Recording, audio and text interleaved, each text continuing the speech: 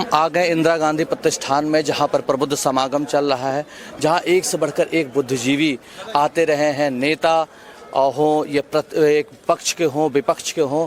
इस समय हम समझते सर, यहाँ पर प्रबुद्ध समागम में आने का आपका प्रमुख उद्देश्य क्या रहा?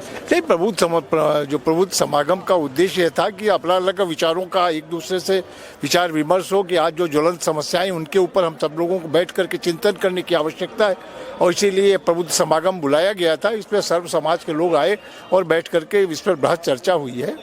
सर, इसमें क्या यूजीसी जो इस समय इंडिया का एक ज्वलंत मुद्दा बन चुका है, उस पर सर कोई चर्चा हुई? और यूजीसी पर भी लोगों की चर्चा हुई और इस पर संतोष व्यक्त किया गया कि माननीय सर्वोच्च न्यायालय ने जो निर्णय लिया है उस पर लोगों में एक संतुष्टि का भाव था, और यूजीसी को लेकर मन में जो आक्रोश था वो भी लोगों ने व्यक्त किया।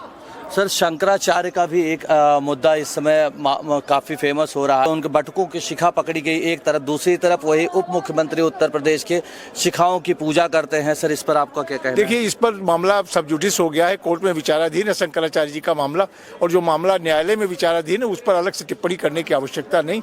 मैं समझता हूँ कोर्ट इन सारे बिंदुओं पर विचार करेगी। सर, उत्तर प्रदेश मुख्यमंत्री इस समय जापान जाते हैं, वहाँ से 90,000 करोड़ का इन्वेस्टमेंट लेकर आते हैं, इन्वेस्टर समिट लाए। क्या आपको लगता है उत्तर प्रदेश में योगी सरकार जब से बनी है तो यहाँ डेवलपमेंट हुआ है? सर, चेंजेस निश्चित रूप से योगी जी के सरकार बनने के बाद भाजपा की जब से उत्तर प्रदेश में सरकार बनी है, प्रदेश का बहुमुखी विकास हुआ है। जिस तरीके से तमाम विदेशी निवेश आया है और तमाम बाहर से जो निवेश आना है, उससे उत्तर प्रदेश के नौजवानों को काम मिला है, यहाँ का उत्पादन बढ़ा है, आर्थिक स्थिति मजबूत हुई है। निश्चित हर व्यक्ति कह रहा है कि आज उत्तर प्रदेश हर दृष्टि से विकसित हो रहा है, विकास की दृष्टि से भी हर क्षेत्र में उत्तर प्रदेश आगे बढ़ा है और अग्रणी राज्य बना है। सर, एक हम लोग वीडियो देख रहे थे, वायरल हो रहा था कि जापान की लड़की थी, कह रही थी कि उत्तर प्रदेश में पहले जाना उतना सुरक्षित नहीं था, लेकिन बुलडोजर दिखा करके कह रही थी कि बाबा जी का जब से राज आया है तब से महिलाएं सुरक्षित है, जा सकती है, हम भी फिर से जाएंगे।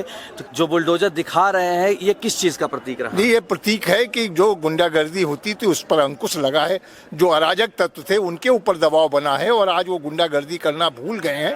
निश्चित रूप से एक प्रशासन की जो दृढ़ता है उसके चलते प्रदेश में एक शांति का माहौल है, लोग अपने को सुरक्षित महसूस कर रहे हैं, बहन बेटियां अपने को सुरक्षित महसूस कर रही हैं। इसके लिए उत्तर प्रदेश सरकार और योगी जी को बधाई देना चाहूँगा।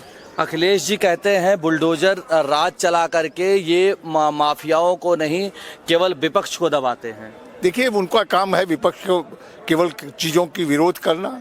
उनके राज्य में क्या हो रहा था वो किसी से छिपा नहीं।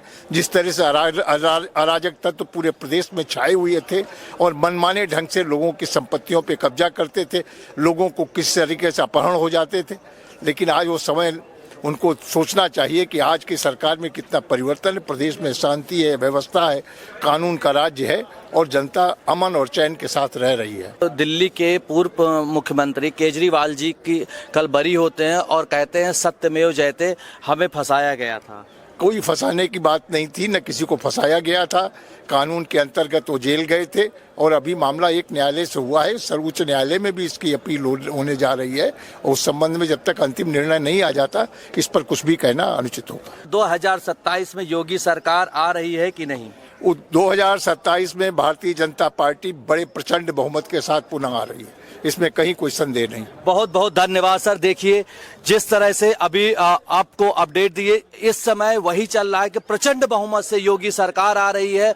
योगी सरकार का जो बुलडोजर जो जापान तक फेमस हो चुका है, योगी सरकार वो जो इन्वेस्टमेंट कई देशों से ला करके उत्तर प्रदेश की दशा और दिशा दोनों बदल रही नजर आ रही है।